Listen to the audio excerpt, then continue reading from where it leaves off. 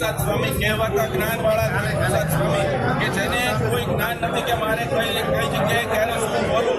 હવે એ માણસ જે તે બફાટ કરી નાખે છે. જે જલારામ બાપાના અન્નક્ષેત્ર વિશે એને બફાટ કર્યો છે કે જે આ વસ્તુની 5 વર્ષથી અવિરત ફ્રી સેવા ચાલી રહી છે કે કોઈ પણ જગ્યાએ એવું બોર્ડ નથી માર્યું કે અહીંયા પૈસા નથી લેવાતા. જ્યારે વીરપુરની અંદર એવું બોર્ડ મારેલું છે કે અહીંયા તમારે 1 રૂપિયો પણ ધરવાનો નથી. હવે એવી જગ્યાનો જો આ માણસ અત્યારે આવા બફાટ કરી નાખે છે તો એને સરકાર કેમ કાંઈ એના પગલાં લેતી નથી અને કેમ એને હાજર કરતી નથી. હવે એ માણસ અત્યારે આવી રીતે છૂટો છવાયો ગમે ત્યાં રખડે છે અને કોઈ જાતની હાજરી આપતો નથી. અમારી એક નાની એવી માગણી હતી કે ભાઈ એ માણસે ભલે ભૂલ કરી છે તો અમે એને માફ કરવા તૈયાર છે. અમારો રઘુવંશી સમાજ માફી આપવા વાળો જ છે અને અમે એને માફ કરવા પણ તૈયાર છે. પણ એ એક વખત ખાલી જલારામ બાપાના મંદિરે વીરપુર આવીને દર્શન કરી જાય, ત્યાં આવીને એવું કહી દે કે ભાઈ મારી આમાં શબ્દો બોલવામાં મારી ભૂલ થઈ ગઈ છે.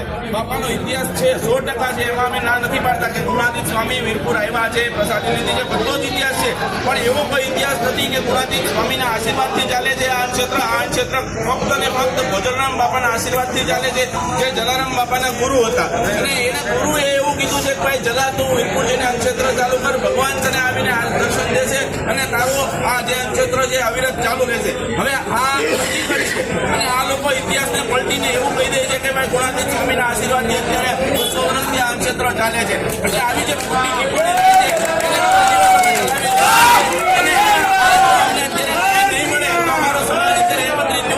ટિપ્પણી મોદી સાહેબની સામે આત્મવિલોપન કરવાની અમારી તૈયારી છે.